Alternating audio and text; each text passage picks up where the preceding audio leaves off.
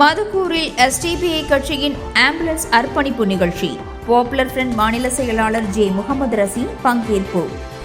தஞ்சை தெற்கு மாவட்டம் மதுக்கூரில் எஸ்டிபிஐ கட்சியின் சார்பாக அனைத்து சமுதாய மக்களுக்கான ஆம்புலன்ஸ் அர்ப்பணிப்பு நிகழ்ச்சி கடந்த ஆகஸ்ட் 3 அன்று நகர தலைவர் சதாம் ஹுசேன் தலைமையில் நடைபெற்றது. இந்நிகழ்வில் சிறப்பு அழைப்பாளராக பாப்புலர் ஃப்ரண்ட் ஆஃப் இந்தியாவின் மாநில செயலாளர் ஜே. முகமது ரசீம் அவர்கள் கலந்து கொண்டு சிறப்பித்தார்.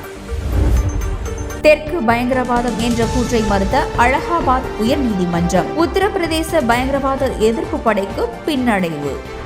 உத்தரப்பிரதேசத்தில் இருந்து அன்சாத் மற்றும் ஃபெரோஸ் ஆகியோரின் வழக்கு விசாரணையை உத்தரப்பிரதேச பயங்கரவாத எதிர்ப்பு படையிடமிருந்து மத்திய புலனாய்வுத்துறைக்கு மாற்ற கோரும் மனு மீதான விசாரணையின் போது தெற்கு பயங்கரவாதம் என்ற வார்த்தை பிரயோகத்தை அலகாபாத் உயர்நீதிமன்றம் ஏற்க மறுத்துள்ளது.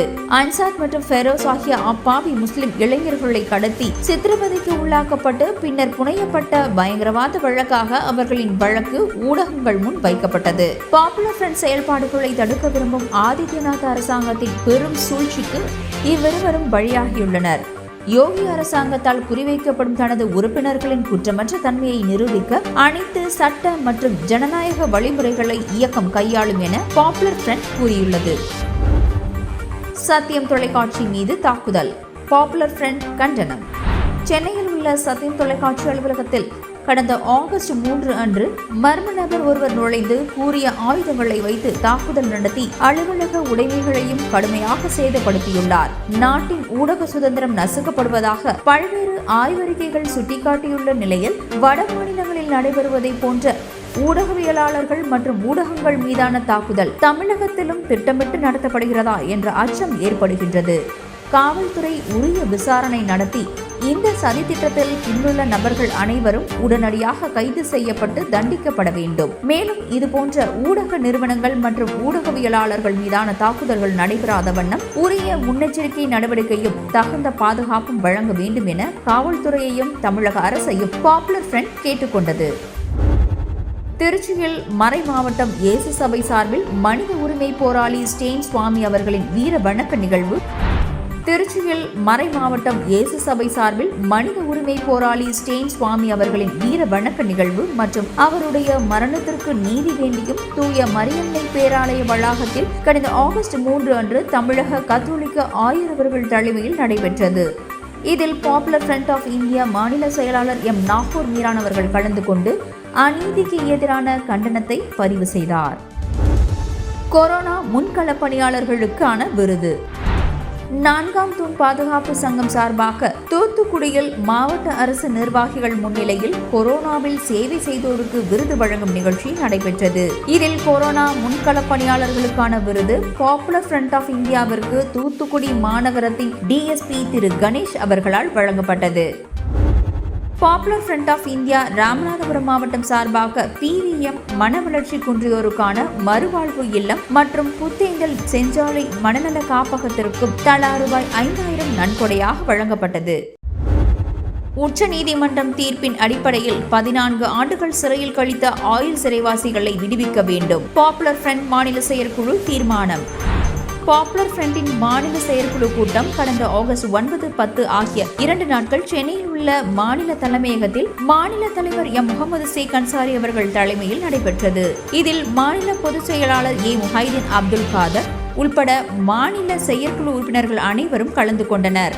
இந்த செயற்குழு கூட்டத்தில் எடுக்கப்பட்ட தீர்மானங்களாவது: உச்சநீதிமன்ற தீர்ப்பின் அடிப்படையில் 14 ஆண்டுகள் சிறையில் கழித்த ஆயுள் சிறைவாசிகளை விடுவிக்க வேண்டும் என்றும், தமிழ்நாடு காவல்துறை பாரபட்ச நடவடிக்கையை கைவிட வேண்டும் என்றும், மற்றும் மதுரை போலி வெடிகுண்டுகள் வழக்கை CBCID விசாரணைக்கு மாற்ற வேண்டும் என்றும் குறிப்பிடப்பட்டுள்ளது.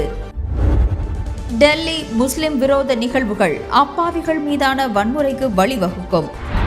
பாப்புலர் ஃப்ரண்ட் ஆஃப் இந்தியாவின் தேசிய தலைவர் OMA சலாம் தலைநகரில் நடந்த முஸ்லிம் எதிர்ப்பு நிகழ்வுகள் அப்பாவிகள் மீதான வன்முறைக்கு வழிவகுக்கும் என்று கூறியுள்ளார். மேலும் தனது அறிக்கையில் வெறுப்பு அரசியலுக்கு மக்களிடையே பெருகி வரும் அதிருப்தி மற்றும் நல்வாழ்வு மற்றும் பொருளாதார வளர்ச்சியை மையமாக முன்வைக்கும் மாற்று அரசியலுக்கான அனுசரணையான போக்கால் பிளவு மற்றும் வகுப்புவாத அணிதிரட்டலில் ஈடுபடும் சக்திகளுக்கு அச்சுறுத்தல் ஏற்பட்டுள்ளதை இந்நிகழ்வுகள் சுட்டிக்காட்டுகின்றன என்றும், இந்த மாற்றத்தை தடுப்பதற்காக சமுதாயங்களை எதிரெதிராக நிறுத்துவது இவர்களின் வழிமுறையாகவும் வன்முறைகளை தடுப்பதிலும் மக்களின் உயிருக்கு பாதுகாப்பு வழங்குவதிலும் டெல்லி காவல்துறை ஒரு பெரிய தோல்வியை சந்தித்துள்ளது என்பது முந்தைய அனுபவங்களிலிருந்து தெளிவாகிறது என்றும் பாப்புலர் ஃப்ரண்ட் தலைநகரில் உள்ள மதசார்பற்ற சக்திகளுக்கு வகுப்புவாத நல்லிணக்கத்தை சீர்குலைக்கும் மற்றும் மக்களிடையே நல்லிணக்கத்தையும் அமைதியையும் நிலைநிறுத்த விரும்பும் முயற்சியை எதிர்க்கக்கூடிய சக்திகளுக்கு எதிராக கூட்டு முயற்சியை எடுக்க அழைப்பு விடுக்கிறது என்றும் கூறியுள்ளார். சமய நல்லிணக்கத்திற்கு சாட்சியாக இருந்த மதுரை ஆதீனம் அருணகிரிநாதர் அவர்களின் இறப்பு தமிழகத்திற்கு பேரிழப்பு. அன்னாரை பிரிந்து வாடும் அனைவருக்கும் பாப்புலர் ஃப்ரண்ட் சார்பாக ஆழ்ந்த இரங்கல்.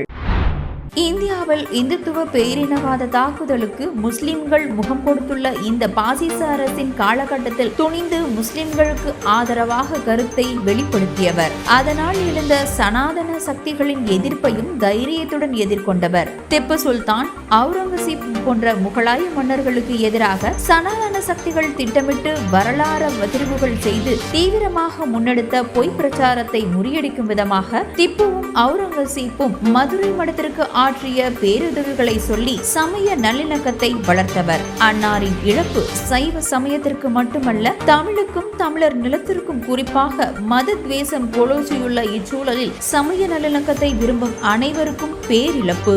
அன்னாரை பிரிந்து தவிக்கும் அனைவருக்கும் பாப்புலர் ஃப்ரண்ட் சார்பாக ஆழ்ந்த இரங்கலை வெளிப்படுத்திக் கொள்வதுடன் அன்னாரின் வழியில் சமாதானம் வளர சமய நல்லிணக்கம் செழிக்க அயராது உழைப்பதன் மூலம் அன்னாருக்கு எமது அஞ்சலியை அர்ப்பணிப்போம் என்று பாப்புலர் ஃப்ரண்ட் மாநில தலைவர் எம் முகமது ஷேக் அன்சாரி அவரது அறிக்கையில் தனது இரங்கலை தெரிவித்தார்.